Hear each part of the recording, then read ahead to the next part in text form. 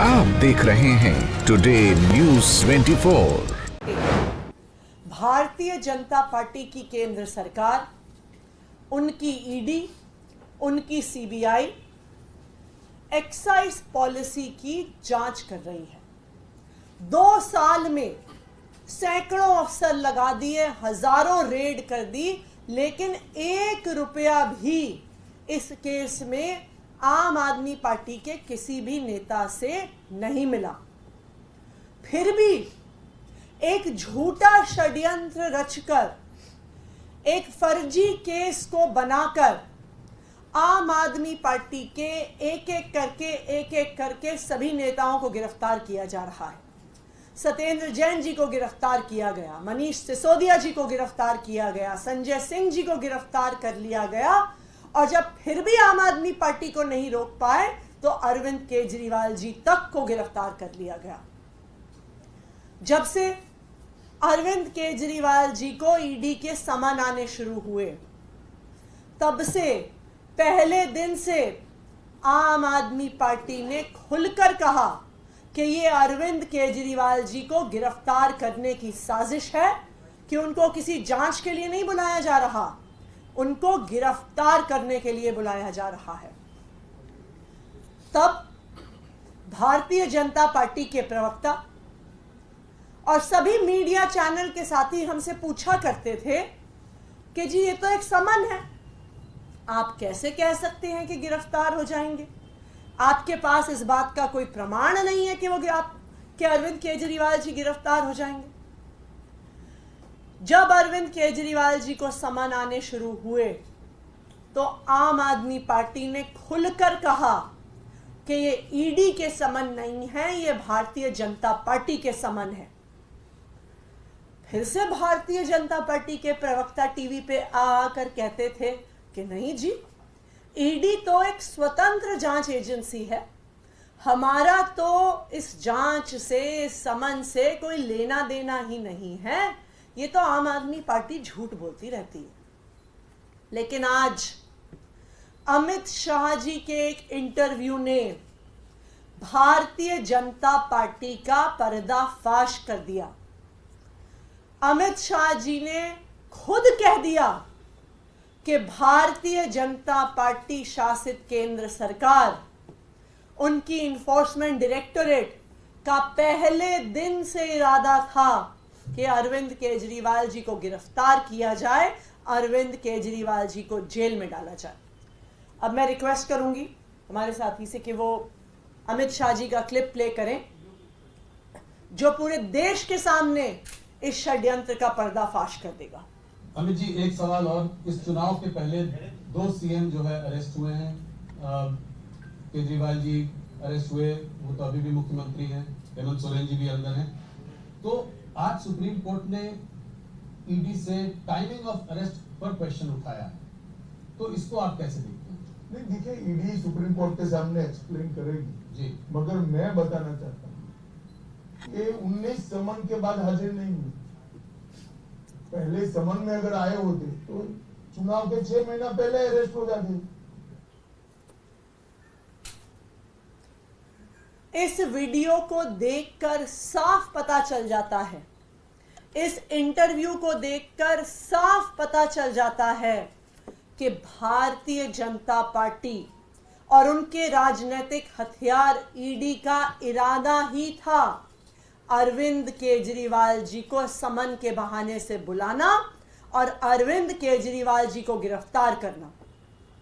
आज अमित शाह जी का ये बयान ये साफ कर देता है कि ये पूरा एक्साइज पॉलिसी का मैटर और जो उसकी जांच 2 साल से चल रही है, एक सोची समझी साजिश है, एक सोचा समझा षड्यंत्र है, आम आदमी पार्टी को परेशान करने के लिए, आम आदमी पार्टी के नेताओं को गिरफ्तार करने के लिए, अरविंद केजरीवाल जी को गिरफ्तार करने के लिए।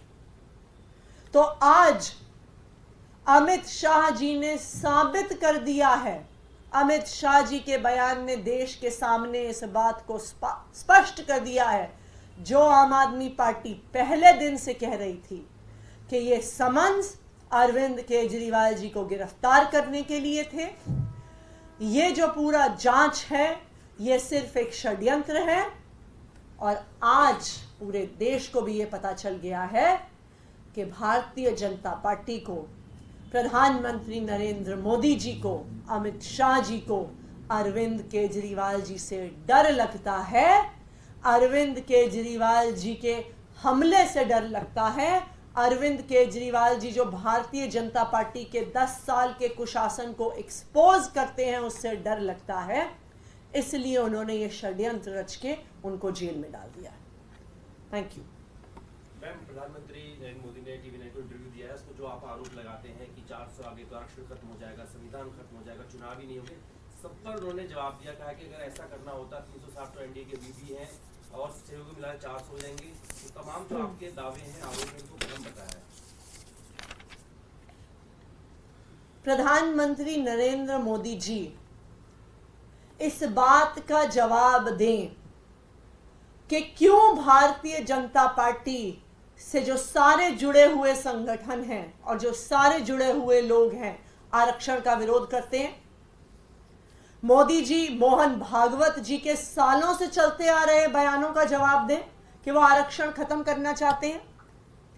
मोदी जी के फॉर्मर एडवाइजर विवेक देबरॉय जो सालों तक मोदी जी के साथ काम करते रहे, लगातार बयान देते थे कि आरक्षण खत्म होना चाहिए। मोदी जी ये बताएं क्यों चाहिए उनको 400 सीटें, क्यों वो सिर्फ 272 सीटों की बात नहीं कर रहे, क्यों 400 सीटें चाहिए? क्योंकि उनको संविधान को बदलना है, क्योंकि उन्हें आरक्षण को खत्म करना है।